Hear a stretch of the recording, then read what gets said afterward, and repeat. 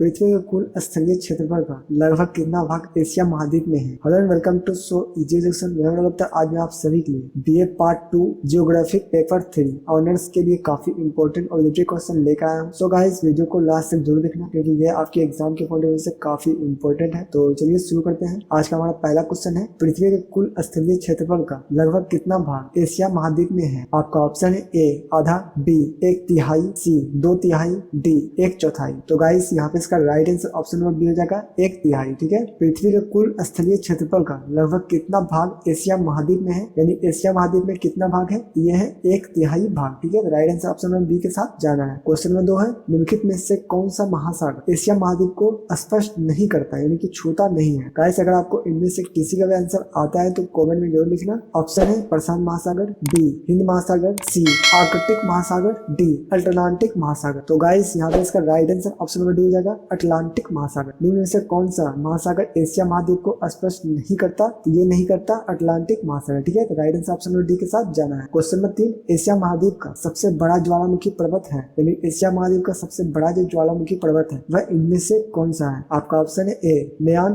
B Fujiyama, C mount Bromo, D Popa. तो guys यहाँ पे इसका right answer option number B हो जाएगा फ्यूजियामा। ठीक है, एशिया महाद्वीप का सबसे बड़ा ज्वालामुखी पर्वत है फ्यूजियामा पर्वत। ठीक है, तो right answer option number B हो जाएगा। क्वेश्चन नंबर 4 है, काफी इंपॉर्टेंट क्वेश्चन है, एशिया महाद्वीप के संबंध में निम्न में से कौन सा कथन सत्य है और सत्य यानी कि गलत है ये बताना। ठीक है, ऑप्शन ए है, यह तीनों ओर से महासागरों से घिरा है, ये बिल्कुल सत्य है, सही है। ठीक है, तो ये आंसर नहीं होगा। ऑप्शन बी है, ये एक प्राद्वीपीय महाद्वीप है, ये भी बिल्कुल सत्य हो जाएगा, सही हो जाएगा। ये भी सत्य हो जाएगा, सही हो जाएगा। क्वेश्चन क्या पूछ रहा है, वो सत्य यानी कि गलत इनमें से कौन सा है ये पूछ रहा है। ऑप्शन सी है, प्रशांत महासागरीय तट अन्य तटों से अधिक कटा फटा है, तो ये भी सही है, बिल्कुल कटा फटा है। ऑप्शन नंबर डी, यह पूर्ण रूप से उत्तरी और पूर्वी गोलार्ध में स्थित है, तो ये गलत है। ठीक है, तो राइट आंसर हो जाएगा ऑप्शन नंबर डी। निम्नलिखित प्रदेशों में से कहाँ 3 प्रमुख धर्म यहूदी, ईसाई एवं इस्लाम की उत्पत्ति हुई थी। ये हुई थी दक्षिण पश्चिम एशिया में। ठीक है, तो right answer option number C हो जाएगा। क्वेश्चन नंबर 6 है, विश्व का सबसे गहरा स्थान स्थित है, यानी कहाँ पे है ये बताना है। मिंडानाओ द्वीप के पास, ऑप्शन बी है। जावा द्वीप के पास, ऑप्शन सी है। होक्काइडो द्वीप के पास, ऑप्शन डी है। अंडमान एवं निकोबार द्वीप समूह के पास। तो गाइस यहाँ पे इसका right answer option number A हो जाएगा, मिंडाओ द्वीप के पास। क्वेश्चन नंबर 7, मध्य एशिया को मानव जन्म स्थान माना है, किसने माना है ये बताना है। ऑप्शन है ए टेलर ने, बी वेल्स एवं हैक्सेल ने, सी डरले स्टाम्प ने, डी प्रोफेसर कार्निक्स ने। तो यहाँ पे इसका right answer option number B हो जाएगा, वेल्स एवं हैक्सले ने। ठीक है, मध्य एशिया को मानव जन्म स्थान माना है, तो ये माना है वेल्स एवं हैक्सले ने। क्वेश्चन नंबर 8, निम्नलिखित में से कौन सी एक रेखा एशिया महाद्वीप से होकर नहीं गुजर। आपका ऑप्शन है ए कर्क रेखा, बी भूमध्य रेखा, सी अटलांटिक वृत्त, डी मकर रेखा। तो गाइस निम्नलिखित में से कौन सी रेखा जो एशिया महाद्वीप से होकर नहीं गुजरती वह है मकर रेखा। ठीक है, तो right answer option number D हो जाएगा मकर रेखा। क्वेश्चन नंबर 9, निम्नलिखित में से कौन सा जलद मरुमध्य एशिया महाद्वीप को उत्तरी अमेरिका महाद्वीप से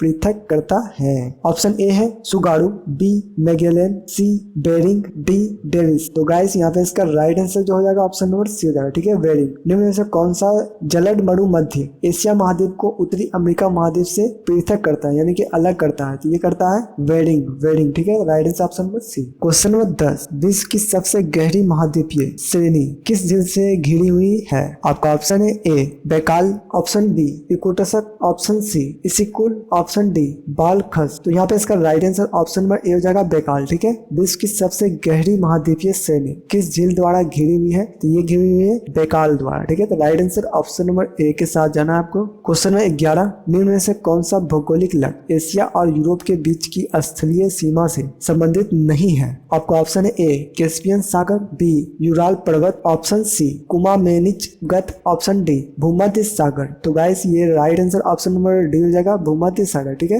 निम्न में से कौन सा भौगोलिक लक्ष्य एशिया और यूरोप के बीच स्थलीय सीमा से संबंधित नहीं है, तो ये नहीं है भूमध्य सागर। ठीक है, तो right answer option number D के साथ जाना है। क्वेश्चन नंबर 12, इंडोनेशिया का हृदय प्रदेश है, यानी कि आपको बताना है इंडोनेशिया का जो हृदय प्रदेश है वह इनमें से कौन सा है। आपका ऑप्शन है ए जावा, बी सुमात्रा, सी बोर्नियो, डी सेलिगीज। तो गाइस इसका right answer option number A हो जाएगा जावा। ठीक है, इंडोनेशिया का हृदय प्रदेश यानी कि हार्ट प्रदेश जो कहा जाता है वह है जावा। ठीक है, तो right answer option number A हो जाएगा। क्वेश्चन नंबर 13, निम्नलिखित में से कौन सा नदी प्रशांत महासागरीय अपवाह तंत्र से संबंधित नहीं है। आपका ऑप्शन है A Hwang Ho, B Brahmaputra, C मिकांग, D मिनाम। तो गाइस यहाँ पे अगर आपको आता है तो कमेंट में जरूर लिखना। राइट आंसर हो जाएगा ऑप्शन बी ब्रह्मपुत्र। ठीक है, निम्न में से कौन सा नदी प्रशांत महासागरीय अपवाह तंत्र से संबंधित नहीं है? तो ये जो नहीं है वह है ब्रह्मपुत्र नदी। ठीक है गाइस, अगर वीडियो अच्छा लगा तो वीडियो को लाइक करते जाना।